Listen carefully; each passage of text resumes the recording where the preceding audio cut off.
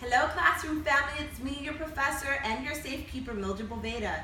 And as I mentioned in my last video, I make these agendas so that when I present my lessons, the students, which is you the viewer, knows where I stand in my presentation.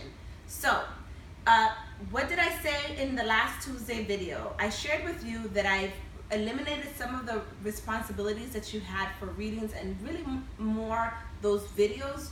I noticed that you had a lot of videos to watch, and so what I decided to do that it would be better to just cut those videos out and present a longer video with this YouTube clip.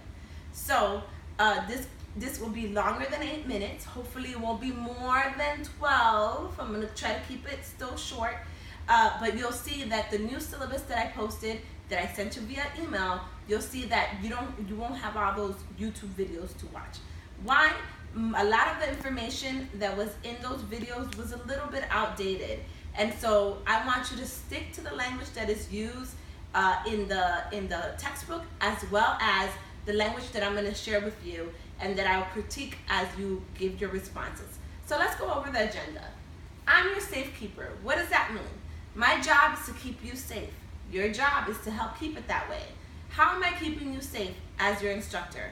Well, by helping establish routines so that you will be most successful. And the routine that I'm starting, and I hope that you're finding useful, I've already received feedback from a couple of you that you have found it useful, is to check in on Tuesdays and Fridays with you. So you guys should be checking in to see these videos and these messages Wednesdays and Saturdays, or Tuesdays and Friday evenings.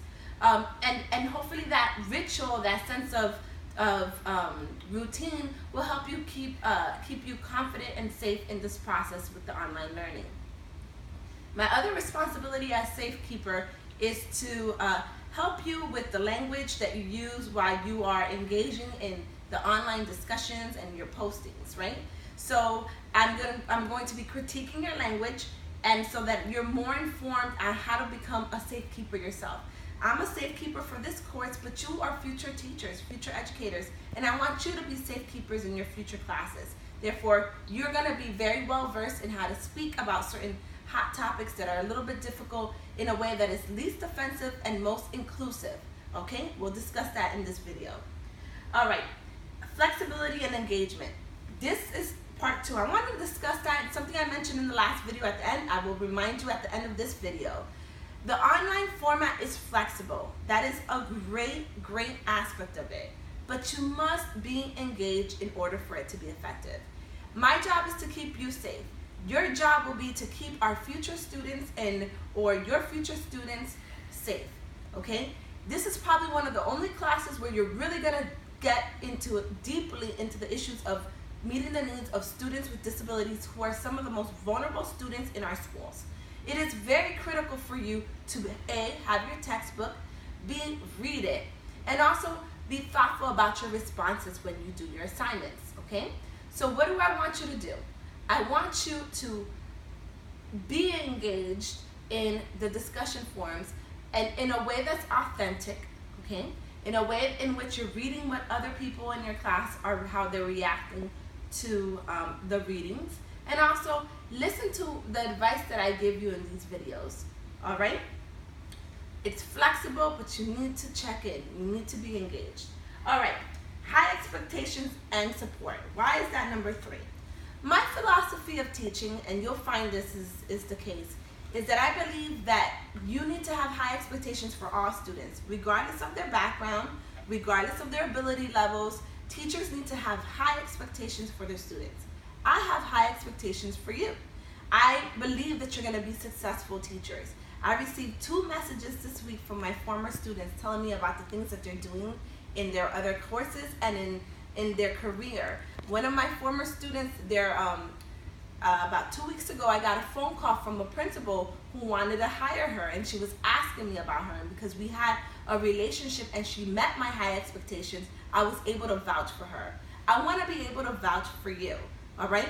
And so I have these high expectations for you, and I balance that high expectations with support. All right? Even in this online format, I am here to support you. I am here to keep you safe. But you have to reach out. You have to be engaged. All right? And you're gonna find this is the same thing when you do your field experience, and I already saw your responses in discussion board. Some of you have seen great inclusive practices and great levels of support for students with disabilities in the general education classroom, where we know if a student with disability is in a general education classroom, the expectations should be higher. And some of you discussed how some of the teachers that you've observed do provide the students with enough support, right? Some of you reported that you didn't see as much support. In fact, 2 of you discussed how the kids were just on computers and pretty much ignored while the teacher taught the rest of the students. All right, I am not going to be ignoring and engaging some, and those who are or not being as participating or as engaged, those of you who are not participating as much, I'm not going to let you fall by the wayside, okay? I'm the type of instructor at the college level that models what I want you to do in the classroom level, okay? So I'm going to provide support, but you have to be engaged. I'm going to be having high levels of expectations, and I'm going to match my expectations with support. I want you to do the same thing in your classroom. I want you to have high expectations for all students and match it with support. I hope that was clear. Let's go back to the policy, practice, and research. Last week I showed you a triangle, okay? This triangle, and I said that there's a relationship between policy, education policy, practice, and research, right? And I said that in your readings you're going to engage with a lot of policy, especially the last week's readings. There was plenty of policy that you guys were discussing when you were talking about least restrictive environment, free and appropriate public education. I mean, those are all language, or that's all language that is used in the policy of IDEA, a federal level policy that is enforced through funding, because remember I told you that states are responsible for education. IDEA is at the federal level, and the way the federal government engages with state governments and influences state governments to affect change in schooling is through funding, right? So you were really engaged with the federal language behind IDEA and policy language. And also, you were also talking about practice. And a little bit of research was discussed in your assignment. All right, so I want to review that. I'm going to reiterate that. Then what's the next on the agenda? Number 5, people first language. People first language. I'm going kind of fast because I don't want to make this a long video. People first language, people first language, people first language. You have to be thoughtful, okay? And I know you're just learning this now about how you talk about people with disabilities. The word retarded, mental retardation, is going to come up in one of the videos that I posted, okay? This week's discussion post or Module 2, Assignment 2 discussion post is going to share you a video with you of that was created a couple of years ago where the word retardation, mental retardation, was still official language for IDEA. When I started teaching, mental retardation was absolutely acceptable, and it was considered one of the categories for people with disabilities. Since then, 2004, when IDEA was reauthorized, in the current version of it, we say intellectual disabilities, all right? But you're gonna see in the video that they still say retardation. That's a little bit dated because that video was created after the 25th year anniversary of IDEA. So it's a little bit dated. But also I want you to just keep in mind that when you talk about a person with disability, the least offensive way and the most politically correct and professional way to talk about people with disabilities is to use people first language. Why people first language? Instead of saying retarded boy, which was obviously, it's outdated, you're not going to say that anyways because that's not even one of the 13 categories that you're going to study, so that's no longer a category. You would say a child with intellectual disabilities. Instead of autistic kid, you'll say a child or a student with autism. Instead of blind boy or blind girl, a girl with visual impairment. Why would you put the person first? Because people with disabilities and individuals with disabilities are still people.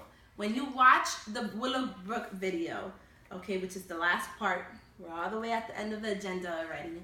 So I hope I wasn't going too fast, and if I was, you can always rewind it. It's YouTube, so you can rewind it, and hopefully you'll catch all my mistakes and not judge me too harshly. But anyways, the Willowbrook video, okay?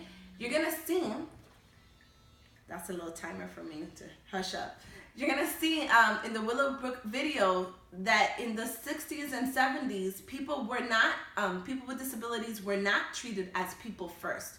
You're gonna see the different multicultural families that dealt with the challenges of meeting the students, the needs of students and people with disabilities, their children with disabilities, before IDEA was in place, okay? And you're gonna see how individuals with disabilities, when you talk about a child with the disability first, there's a little bit of humanity that's lost with that child. When you focus on the impairment, or when you focus on the challenges first instead of the fact that the person is a person, then a little bit of that person's humanity is lost.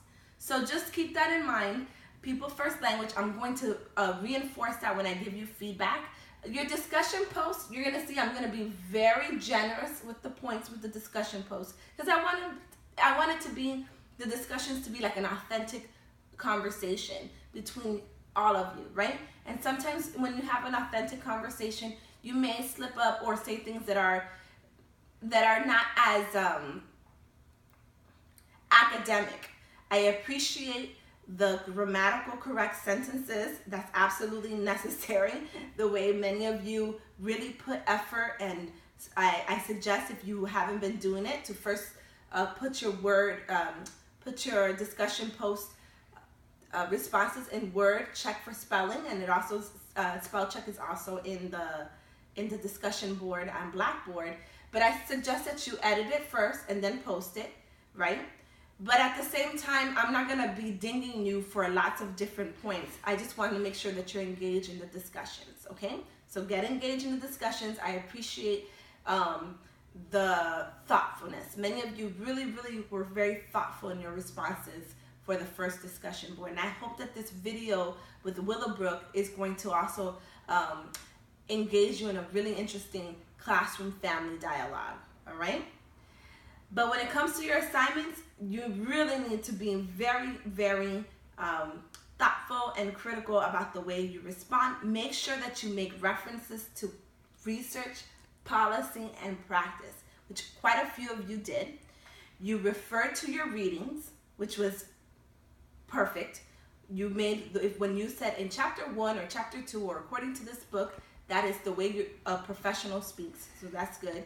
Many of you talked about what you saw in the field yourself, or some of you who work in schools talked about practice that you've seen, and some of you even discussed your times in schools because you're so young, which is awesome. All right, so talk about the practice of teaching and policy. What are the rules? What are the expectations? What are the laws that are in place? Keep that in mind when you write your discussion posts, when you complete your assignments, and this upcoming assignment, keep that in mind, and people first language. All right, I'm wrapping this video up. Thank you so much. And if you have any questions, just reach out. I'm here to support you. I have high expectations from you, but I'm also willing to give you high levels of support. And also, remember, enjoy the flexibility, but stay engaged in this online process. Thank you, and have a wonderful week. Keep in touch.